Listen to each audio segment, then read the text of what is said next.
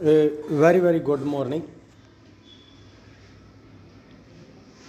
to all my dear students.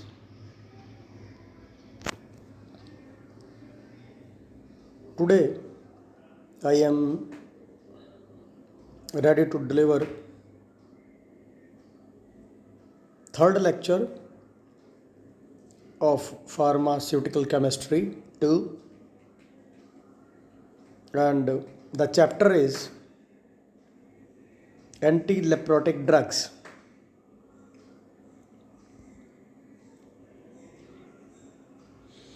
Leprosy शब्द जो है आप में से किसी न किसी ने ज़रूर सुन रखा होगा।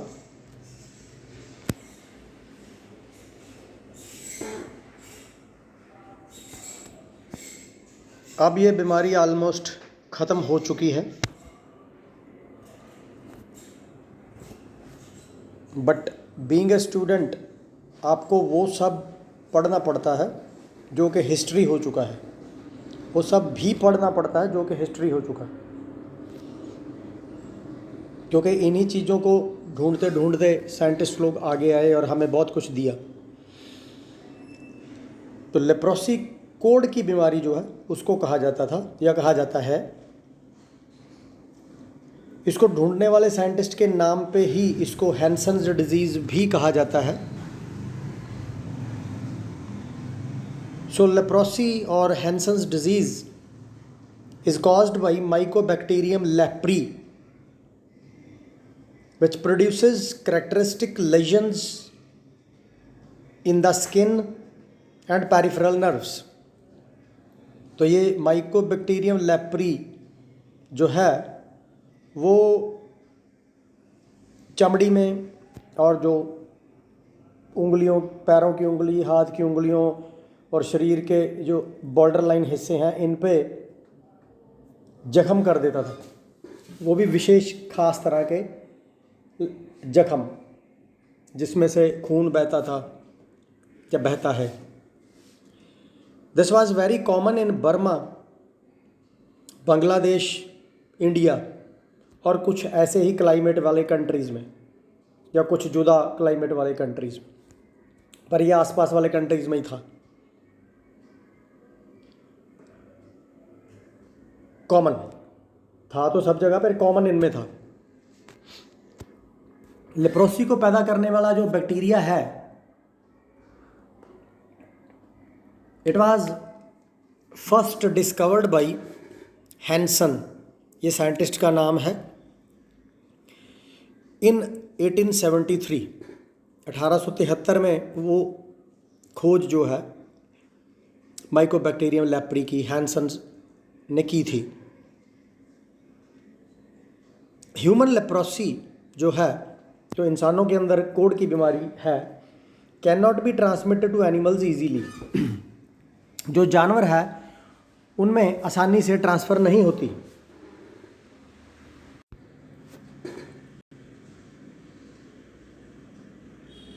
प्रोलॉन्ग्ड इंटीमेट कांटेक्ट, अगर लंबे समय तक, बहुत सालों तक जो लेप्रोसी वाले इंसान के साथ दूसरे इंसान का कांटेक्ट रहे तो ये फैलती थी या फैलती है, कह लो। अब नहीं फैलती, अब नहीं है, तो उस समय फैलती थी। और इसका इलाज भी प्रोलॉन्ग्ड था, यानी लंबा चलता था।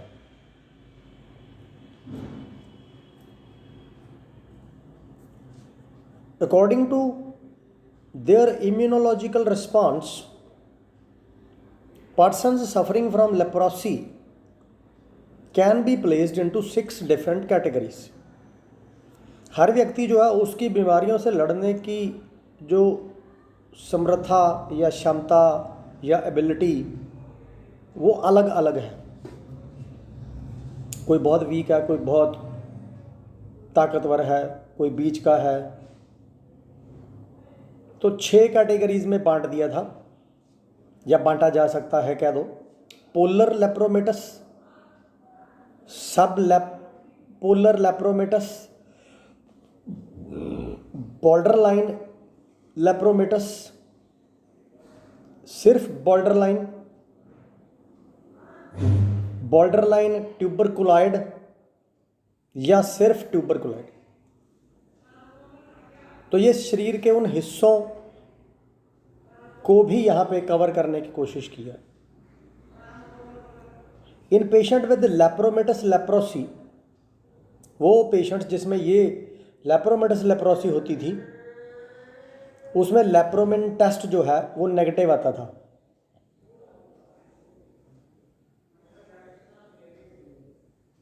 और जब उसका ट्यूबरकुलर टेस्ट होता था तो स्ट्रांगली पॉजिटिव आता था।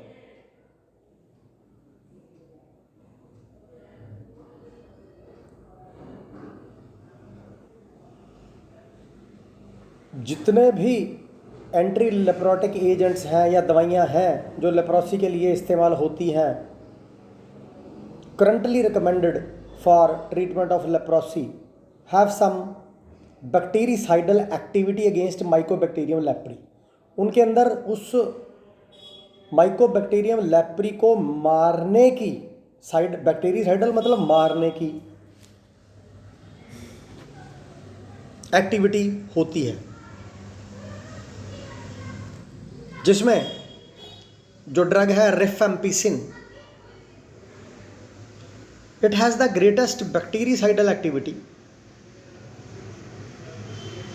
उसमें बहुत ज़्यादा है bactericidal activity. Ethionamide and prothionamide have intermediate bactericidal activity.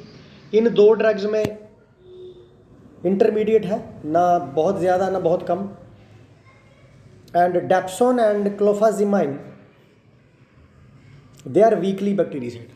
ये दवाइयाँ तो हैं लेकिन इनका जो असर है वो निचले स्तर का है। कुछ और एजेंट्स जो ट्रीटमेंट ऑफ लेप्रोसी में यूज़ किए जाते हैं, जैसे कि थायासिटाजोन, थायम्ब्यूटासाइन and some sulfonamides, are only bacteriostatic agents against Mycobacterium leprae. They are not the bactericidals, they are bacteriostatic. उसको किल नहीं करते थे, उसकी ग्रोथ को कम कर देते थे। Due to its cheapness, relative non-toxicity and high activity against Mycobacterium leprae, Dapsone has toxin used to treat leprosy for several decades. तो इस बड़ी सी लाइन का मतलब केवल इतना ही है कि भाई जो डेप्सोन नाम की दवाई है वो बहुत सालों तक, यानी सेवरल डिकेड्स का मतलब है करीब करीब 10, 20, 30, 40 सालों तक सस्ती होने की वजह से और नॉन टॉक्सिक होने की वजह से और हाईली एक्टिव होने की वजह से यूज़ की जाती रही है लेप्रोसी में। परंतु धीरे धीरे जैसे जैसे ये यूज़ करते गए लोग, इसके प्रति जो माइकोबैक्टीरियम लेप्री यानी कि माइक्रो ऑर्गेनिज्म था, उसने डेवलप कर लिया रेजिस्टेंस, प्रतिरोध। उसके अंदर खुद के अंदर ऐसी क्षमता आ गई कि वो डेप्सोन को बर्दाश्त करने लगा। तो फिर डेप्सोन को दूसरों के साथ जोड़ के देना पड़ा। It should be administered in association with other anti leprotic agents, जैसे कि रिफेम्पिसिन, क्लोफाजिमाइन, इथियोनामाइड और प्रोथियोनामाइड। तो ये फिर कम्बिनेशन ड्रग चल पड़ी। जो कुछ और ड्रग्स थी जो कि साइडल नहीं थी, जो स्टैटिक थी, सल्फोनामाइड्स एंड थायासिटाजोन, इनसे भी ट्रीटमेंट किया गया। तो जो क्लोफाजिमाइन है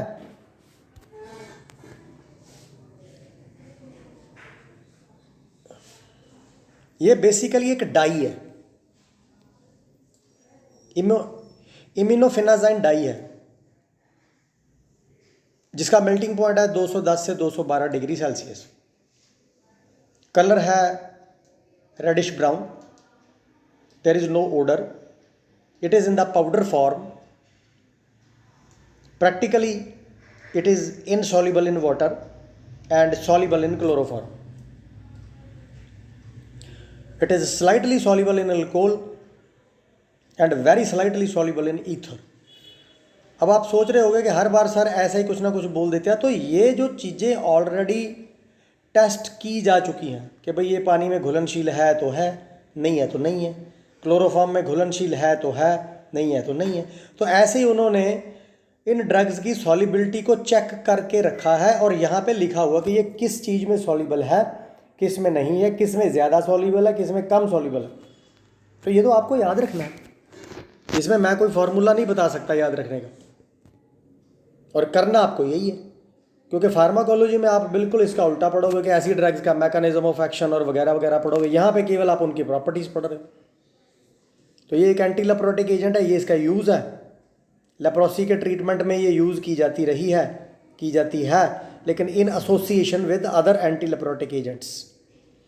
क्योंकि अकेला इंसान अगर लड़े तो दूसरा व्यक्ति उसको हरा सकता है, लेकिन अब वो दो लोग मिलकर लड़े तो दूसरा व्यक्ति उनको हराने की क्षमता कम रखता है या समय लगेगा। तो इसलिए कम्बिनेशन के साथ क्लोफाजीमाइन को यूज़ किया जाता है। लेकिन इसके साइड इफ़ेक्ट्स ये हैं कि भाई इससे स्किन के ऊपर ब्राउन सी डिस्कलरेशन या पैचेस आ जाते हैं, बाल जो है उतरने लगते हैं, बालों का रंग बदलता है, नोजिया वोमिटिंग होती है और पेट में दर्द हो सकता है। जो डैप्सोन है ये वाइट और slightly yellowish white odourless crystalline powder है।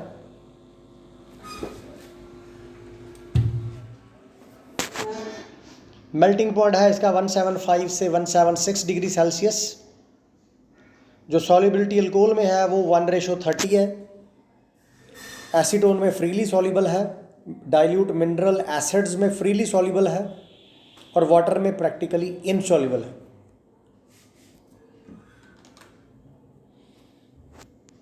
जो प्योर डैप्सोन है वो लाइट के सामने, सनलाइट के सामने स्टेबल है, लेकिन अगर उसमें इम्प्योरिटीज़ होंगी, जैसे कि उसमें मान लीजिए वाटर के ट्रेसेस हैं, तो फिर ये फोटो सेंसिटिव हो जाएगी, यानी कि सनलाइट पड़ने से डिसकलर हो जाएगी। और इसके जो सॉल्ट्स, मान लीजिए डैप्सोन के केमिकल स्ट्रक्चर में चेंज करके कुछ ऐसी चीज़ बनाई तो वो उसका सॉल्ट बन जाएगा,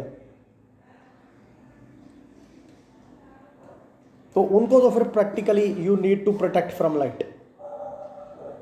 ये एंटीबैक्टीरियल है, यानी लेप्रोस्टैटिक है, ये साइडल नहीं है।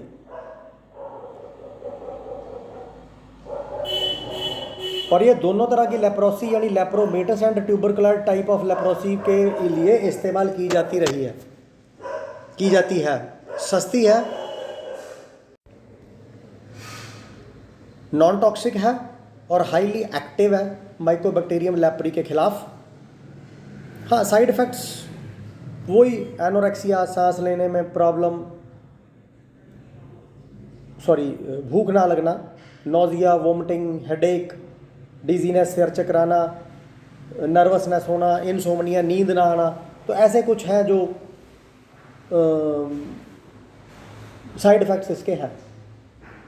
थायम्ब्यूटिसाइन जो है वाइट पाउडर है, ऑलमोस्ट इनसॉल्युबल इन वाटर है।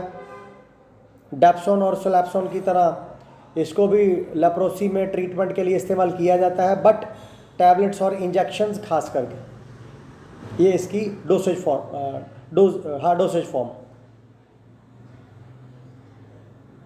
अब इसकी जो मेडिसिनल वैल्यू है वो लिमिटेड है, क्योंकि इसके प्रति रेजिस्टेंस 1 या 2 साल के भीतर ही पैदा हो जाता है। इसका हाफ लाइफ बड़ा शॉर्ट है और पीक कंसंट्रेशन ज़्यादा समय तक रुकती नहीं है। सो अनसुटेबल है मल्टीपल थेरेपी ऑफ लेप्रोसी के लिए, तो ज़्यादा काम की दवाई है नहीं। सोलैप्सोन ऑलमोस्ट वाइट पाउडर है और 110 डिग्री सेल्सियस पे एनहाइड्रस हो जाता है। कोल्ड वाटर में एक्सीडिंगली सॉल्युबल है और न्यूट्रल सॉल्यूशन देता है, और कोल्ड अल्कोहल में प्रैक्टिकली इनसॉल्युबल है।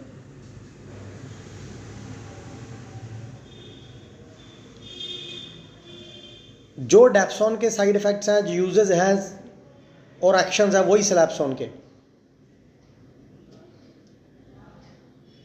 ये डेप्सोन के कंपैरेटिवली स्लोली एब्जॉर्ब होती है और इसीलिए इसको ज़्यादा डोज में देना पड़ता है। तो ये छोटा सा लेक्चर जो आज मैंने दिया लेप्रोसी एंटी लेप्रोटिक ड्रग्स के बारे में वो ख़त्म होता है। आई विश कि आप लोग अच्छे से पढ़ रहे हो। आई विश कि आप लोग छोटी छोटी बातों का ध्यान दे रहे हो। आप लोगों ने टाइम टेबल बना के रखा होगा और पढ़ रहे होगे और पढ़ते ही रहोगे ताकि लाइफ को और बेटर बना पाओ। So stay safe, stay at home, keep washing your hands. Thank you so much.